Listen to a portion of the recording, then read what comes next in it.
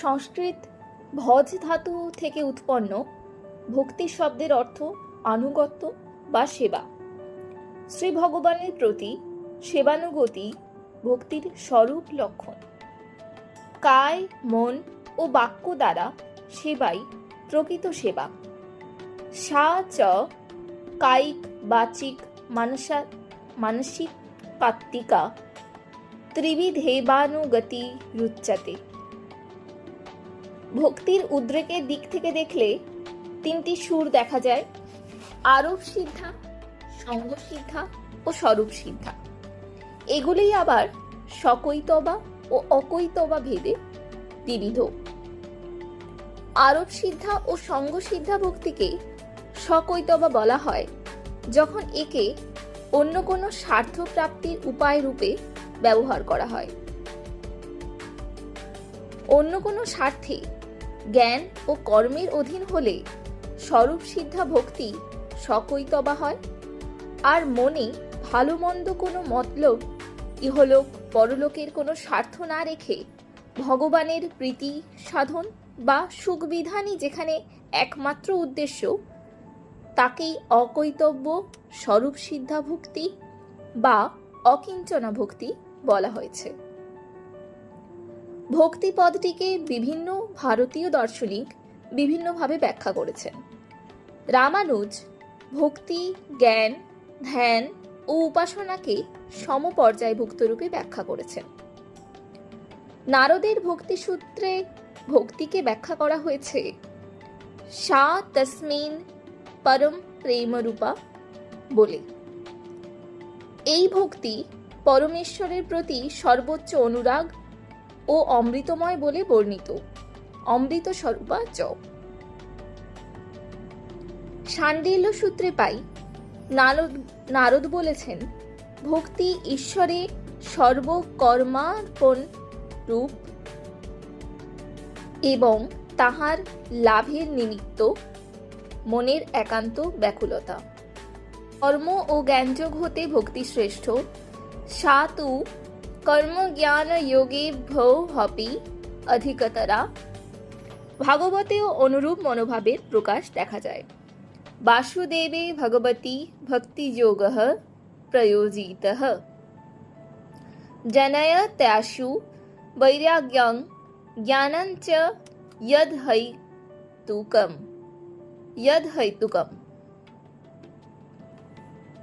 বিশ্বনাথ চক্রবর্তী ভাগবত টিকায় সাধন লক্ষণা ভক্তি ও সাধ্য লক্ষণা ভক্তি নামে ভক্তির দুই প্রকার ভেদকে স্বীকার করেছেন। শ্রবণ, কীর্তন প্রভৃতি যে ধর্ম তাকেই সাধন ভক্তি এবং পরিণত অবস্থায় তাকেই প্রেম ভক্তি রূপে দেখানো হয়েছে। শঙ্করাচার্য জ্ঞান ও ভক্তির সমন্বয় দেখিয়েছেন। পরমার্থ জ্ঞান ও লক্ষণাম ভক্তি। ভগবানকে লাভ করতে হলে তাকে ভক্তির দ্বারা ভজনা করাই শ্রেয়। ভগবানে অনন্য রূপে আত্মসমর্পণই ভক্তিযোগ। একেই পরব্রহ্মের চিন্ময় রূপকে সাক্ষাৎ করবার একমাত্র উপায় জানানো হয়েছে। সেজন্য বলা হয়েছে স্বস্বরূপানুসন্ধানং ভক্তিরিত্যভিধীয়তে।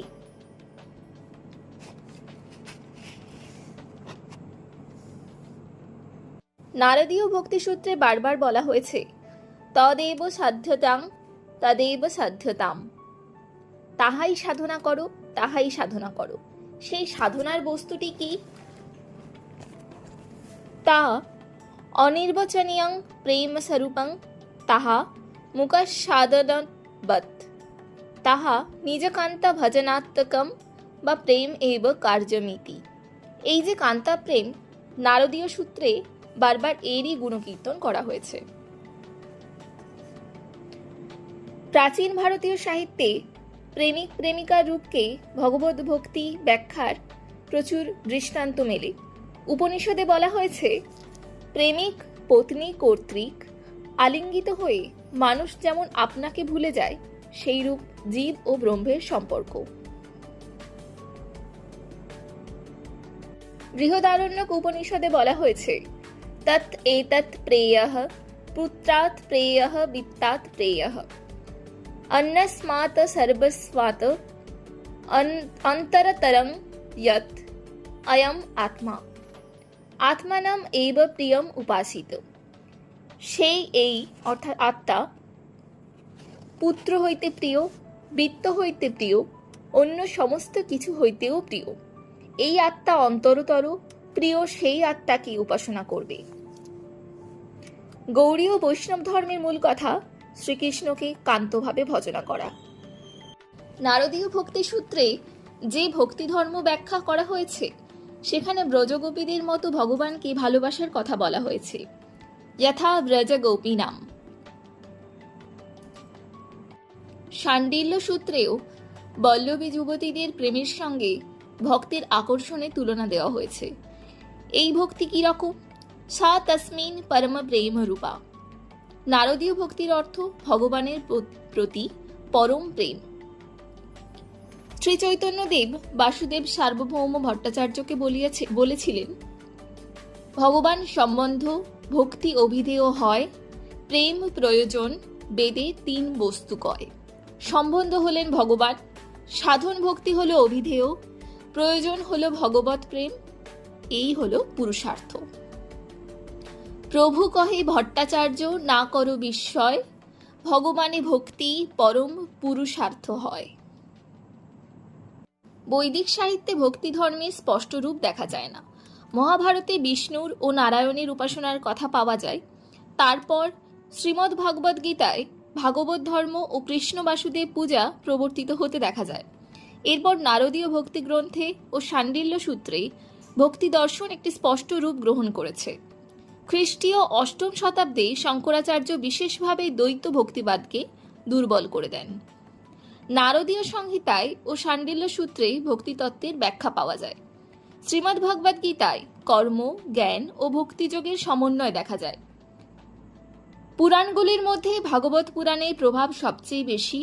পঞ্চদশ-ষোড়শ শতাব্দীতে যে ভক্তির স্রোত বাংলাদেশ হতে উৎসারিত হইয়া ভারতভূমি প্লাবিত করিয়াছিল, তাহার প্রধান শাস্ত্রভিত্তি গীতা এবং ভাগবত। সংস্কৃত প্রকীর্ণ কবিতা সংগ্রহে ও প্রাকৃত পৈঙ্গলে সংগৃহীত কোনো কোনো কবিতায় ভক্তিরসের সুর পাওয়া যায়। জয়দেবের গীত গোবিন্দ কাব্যে ভক্তিরসের সুর শোনা যায়। লীলাসুখ বিল্লমঙ্গল ঠাকুরের কৃষ্ণকর্ণামৃত ও শ্রীচৈতন্য দ্বারা দক্ষিণাত্য হতে সংগৃহীত ব্রহ্মসংহিতায় হরিভক্তি ব্যাখ্যা করা হয়েছে। নব্যভারতীয় আর্য ভাষায় বিদ্যাপতি চণ্ডীদাসের কাব্যে অর্থাৎ পদাবলী সাহিত্যে রাধাকৃষ্ণ লীলা বা ভক্তিরসের সন্ধান পাওয়া যায়। মালাধর বসুর শ্রীকৃষ্ণ বিজয় 1473 খ্রিস্টাব্দে কাব্য ভক্তিরসের কাব্যরূপে সমাদৃত। শ্রীচৈতন্য মহাপ্রভু অন্তরঙ্গজনের সঙ্গে জয়দেব, বিদ্যাপতি, চণ্ডীদাস ও মালাধর বসুর গ্রন্থ ভক্তিরসের কাব্য বলে আস্বাদ করতেন। শ্রীচৈতন্যের আবির্ভাবে বাংলা পদাবলী সাহিত্যে ভক্তির বন্যা প্রবাহিত হয়। ভক্তশ্রেষ্ঠ মাধবেন্দ্র পুরী কৃষ্ণ মিলনের আকুলতায় মৃত্যুর প্রাক্কালেই মথুরানাথকে আহ্বান করছেন। ऐ दीनदयाद्रनाथ हे मथुरानाथ कदावलोकस्ये हृदयं तद्लोककातरं दयितभ्राम्यति किं करमहम्। ওগো দীন দয়াল স্বামী মথুরানাথ, কবে দেখা দেবে? প্রিয়, তোমার অদর্শনে কাতর হৃদয় মথিত হইতেছে, কি করিব? শ্রীচৈতন্যের পূর্বে বাংলাদেশে শঙ্করপন্থী সন্ন্যাসী মাধবেন্দ্র পুরী অনুরাগমূলক কৃষ্ণভক্তির প্রথম প্রচারক বলে দেবীদাস ভট্টাচার্য তাঁর বৈষ্ণব পদাবলী সাহিত্যের পশ্চাৎপট ও উৎস গ্রন্থে জানাচ্ছেন। ভক্তির শ্রেণী বিভাগ। ভক্তি রসামৃত সিন্ধু গ্রন্থে শ্রীরূপ গোস্বামী 4 প্রকার ভক্তির উল্লেখ করছেন। প্রথমত সামান্য ভক্তি, দ্বিতীয় সাধন ভক্তি, তৃতীয় ভাব ভক্তি, চতুর্থত প্রেম ভক্তি। এই চতুর্থ ভক্তিকে অর্থাৎ প্রেম ভক্তিকেই তিনি উত্তমা ভক্তি বলেছেন। যে উত্তমা ভক্তি কর্ম, জ্ঞান বা বৈরাগ্যের উপর নির্ভর করে না।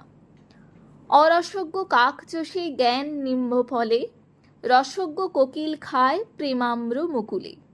অভাগিয়া জ্ঞানী আস্বাদয়ে শুষ্ক জ্ঞান, কৃষ্ণ প্রেমামৃত পান করে ভাগ্যবান।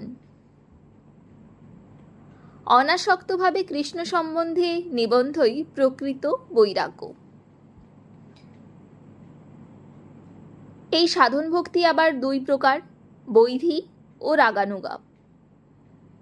শাস্ত্রীয় বিধি অনুসারে পরমেশ্বরের ভজনা করলে যে ভক্তি উৎপন্ন হয় তাকেই বৈধি ভক্তি বলা হয়। শাস্ত্রোক্ত বিধিনা প্রবর্তিতা বৈধি। শাস্ত্রোক্ত বিধিনিষেধ দ্বারা প্রবর্তিত ভক্তিকেই বৈধি ভক্তি বলা হয়। এই শাস্ত্রীয় বিধি আবার দুই প্রকার। প্রথমত, যে সমস্ত বিধি ভক্তির প্রবৃত্তি বা অনুকূলতা সৃষ্টি করে। দ্বিতীয়ত, যা প্রবৃত্তির স্থায়িত্বের জন্য কর্তব্য অকর্তব্য জ্ঞান দান করে। অতি প্রাচীন যুগ হতেই ভগবানের নাম বা গুণকীর্তন করে ভক্তি নিবেদনের নিয়ম চলে এসেছে। শ্রবণং কীর্তনং বিষ্ণু শরণং পাদ সেবনং। রাগানুগা ভক্তি মানসিক ভাবাবেগের সহজ পন্থাই অনুসরণ করে এবং স্বতঃস্ফূর্তভাবে আবির্ভূত হয়। এটি সর্বপ্রকার শাস্ত্রীয় বিধি শাসন বহির্ভূত এবং এই বিধি শাসন হতে মুক্ত। প্রেম দ্বারা বা অনুরাগের দ্বারা ঈশ্বর আরাধনার নামই রাগানুগা ভক্তি। রাগানুগা ভক্তি রাগাত্মিকা ভক্তির পথ অনুসরণ করে। রাগাত্মিকা ভক্তির অর্থ যাতে চিত্তের অনুরাগ ছাড়া আর কিছুই থাকে না।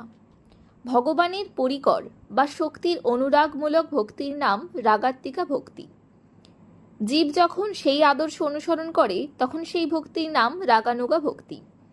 অর্থাৎ কৃষ্ণের প্রতি বল্লভী যুবতীদের অনুরাগ রাগাত্মিকা ভক্তি এবং মর্তের বৈষ্ণব ভক্তদের কৃষ্ণানুরাগ রাগানুগা ভক্তি। বৌদ্ধ সহজিয়া সাধনা মহা অনুরাগের পদ্ধতি বা মহারাগ নয় চর্চা একে বলা যায়। বৈষ্ণব সাধনার রাগানুগা পদ্ধতি মহারাগ নয়েরই প্রতিশব্দ রূপে জানানো হয়েছে।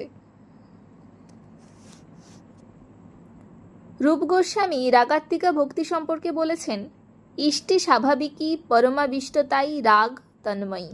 অর্থাৎ সেই রাগময়ী যে ভক্তি তাই হল রাগাত্মিকা ভক্তি। আর ব্রজবাসী জনের ভিতরে অভিব্যক্ত রূপে বিরাজ করে যে রাগাত্মিকা ভক্তি তার অনুসৃত ভক্তি হল রাগানুগা ভক্তি। বৈধি ভক্তিতে বিধি শাস্ত্র ও আচারের প্রাধান্য থাকে, কিন্তু রাগানুগা ভক্তিতে শুধুই স্বতঃস্ফূর্ত অনুরাগের প্রাধান্য। রাগাত্মিকা ভক্তি দুই প্রকার। প্রথমত, কামরূপা ব্রজগোপীদের প্রেম, কৃষ্ণ সুখ বাঞ্ছাই যার একমাত্র ইচ্ছা। কুব্জার প্রেম যা নিজের ও কৃষ্ণের সুখ কামনা করে, একে কামপ্রায় বলা হয়। দ্বিতীয়ত, সম্বন্ধরূপা কৃষ্ণের সঙ্গে সম্বন্ধের অভিমান, যেমন নন্দ যশোদা ব্রজগোপদের মধ্যে দেখা যায়। একে যে অনুসরণ করে যে সাধনা তাকে কামানুগা বা সম্বন্ধানুগা বলা হয়। সামান্য ভক্তি বা সাধারণ ভক্তি অর্থে আচরণীয় ধর্ম থেকে যে ভক্তি উদয় হয় তাকেই সাধারণ ভক্তি বলা হয়। ভাব ভক্তিতে অন্তরের ভাবেরই প্রাধান্য। এতে ভাব রসে পরিণত হয় না। প্রেম ভক্তিকেই সর্বশ্রেষ্ঠ ভক্তি বলা হয়েছে। এখানে ভাব ভক্তি প্রেম ভক্তিতে পরিণতি লাভ করে। শ্রী চৈতন্য ছিলেন রাধাভাবের সাধক, অর্থাৎ তাঁর ভক্তি রাধাভাবের আনুগত্যময়ী, কিন্তু সাধারণ বৈষ্ণব ভক্তের সাধনা প্রকৃতপক্ষে গোপীভাবে। গোপীভাবে ভজনার অর্থ শ্রীরাধার সখী ললিতা বিশাখা প্রভৃতির আনুগত্যময়ী রাধাকৃষ্ণের সেবারূপা।